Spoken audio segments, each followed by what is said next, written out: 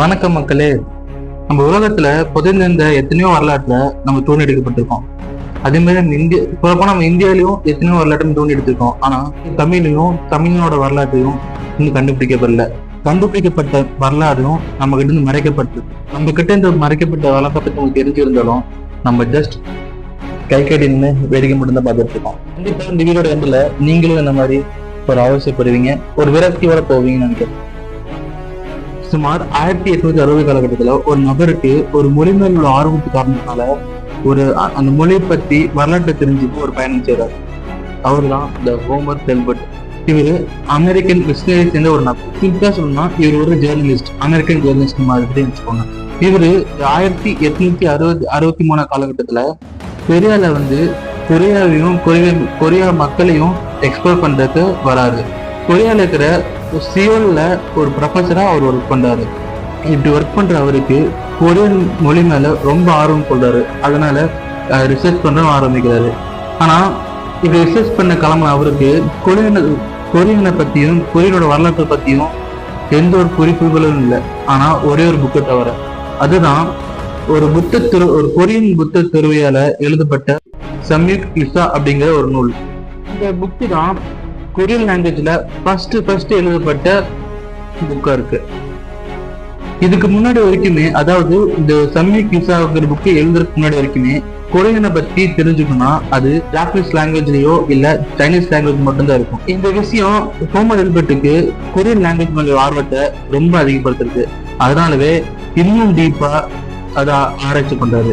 இது ரிசர்ச் பண்ண அவரு ஒரு கன்க்ளூஷன் வராரு. அதாவது இவங்களை இதுக்கு முன்னாடி அடிமைப்படுத்தி ஆட்சி செஞ்ச ஜாப்பனீஸோட லாங்குவேஜ்ல இருந்து இந்த கொரியன் லாங்குவேஜ் வந்துருக்கலாம் அப்படின்னு நினைக்கிறாரு.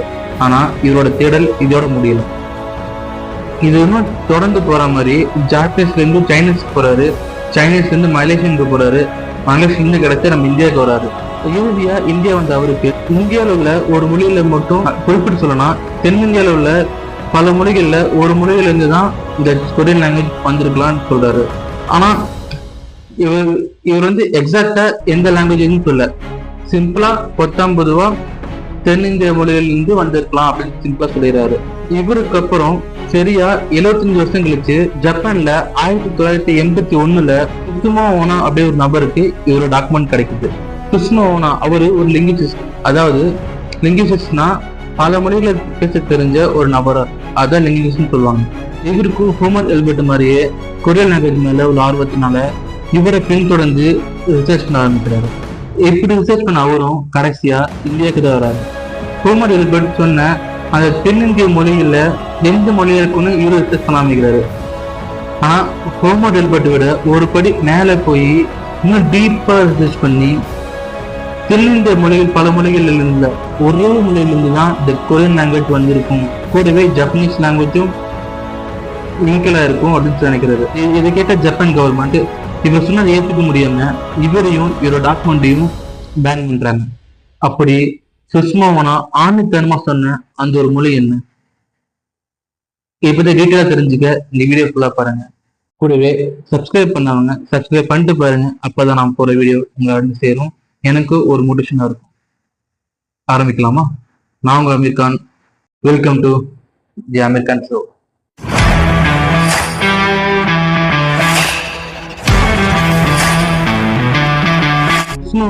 ஆணித்தனமா குறிப்பிட்டு சொன்ன அந்த ஒரு மொழியை தெரிஞ்சதுக்கு முன்னாடி எதுக்காக ஹோமர் எல்பர்ட்டும் சுஷ்மா ஓனாவும் இந்தியாவையும் லிங்க் பண்ணி பேசினாங்க?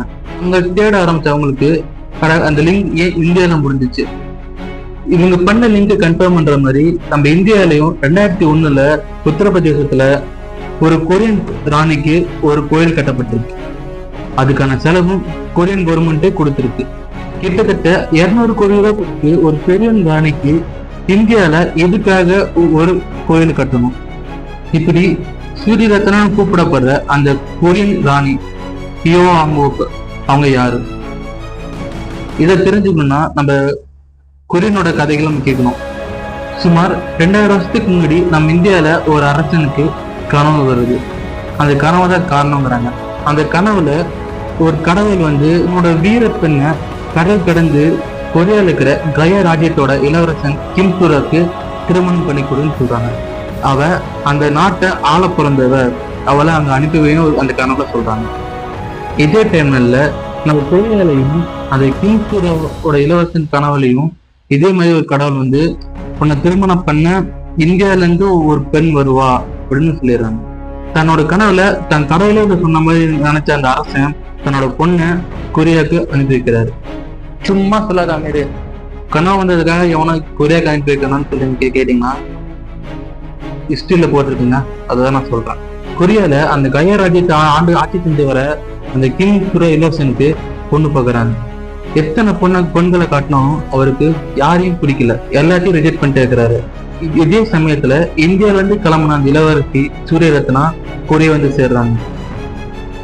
இங்க வந்து சேர்ந்த விஷயத்த தெரிஞ்ச கிங் போய் பார்க்கும்போது தன் கணவன் வந்த அதே மாதிரி பெண் இருக்காங்கன்னு சொல்லிட்டு அவங்கள திருமணம் பண்ணிடுறாங்க. அவங்கள தன்னோட ராஜ்யத்துக்கு ராணியா முடிச்சு விடுறாங்க. தன்னோட மனைவி ராணி சூரியரத்னாக்கு கொரியன் மொழிப்படி ஹியோ ஆங் ஓக் அப்படிங்கிற ஒரு பேர் சொல்றாரு அவரு. நான் சொன்ன இந்த கதைகள் எல்லாம் ஸ்டார்டிங்ல சொன்ன மாதிரி அந்த புத்த துருவி எழுதின அந்த புக்கில் எழுதப்பட்டிருக்கு. அந்த சம்மிக் விசாங்கிற புக்கில் இந்த ராணி யாரு, எங்கிருந்து வந்தாங்க, எதுக்காக வந்தாங்க டீட்டெயிலாக எழுதியிருக்காங்க. அப்படி பார்க்கும்போது இந்த ராணி இந்தியால எங்கிருந்து வந்திருக்காங்க அப்படின்னு தெரிஞ்சுக்க ஆரம்பிக்கும் இந்த கொரியன். அதுல ஆயித்தா அப்படின்னு சொல்லப்படுற நாட்டுல இருந்து வந்துட்டதா இந்த ராணி சொல்லியிருக்காங்க.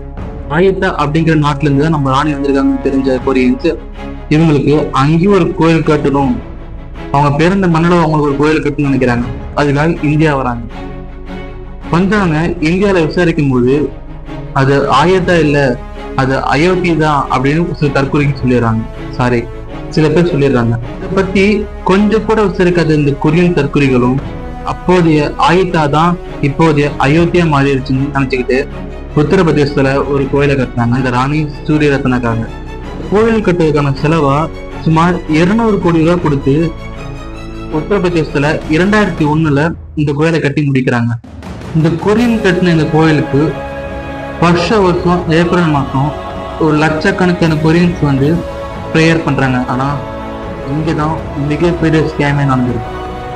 நான் வீடியோட ஸ்டார்டிங்ல சொன்ன மாதிரி தமிழையும் தமிழோட வரலாறையும் இந்த இடத்துல மறைக்கிறாங்க. அப்படி நம்ம கிட்ட இருந்து மறைக்கப்பட்ட அந்த உண்மை என்ன, சுசுமாவனா ஆணித்தன்மா குறிப்பிட்டு சொன்ன அந்த மொழி என்ன, இத கொஞ்சம் சஸ்பென்ஸோட வெயிட் பண்ணி பார்ட் பார்க்கலாம். அது வரைக்கும் உங்களிடமிருந்து விடைபெறுவது உங்கள் Aamir Khan. And this is the American Show signing off.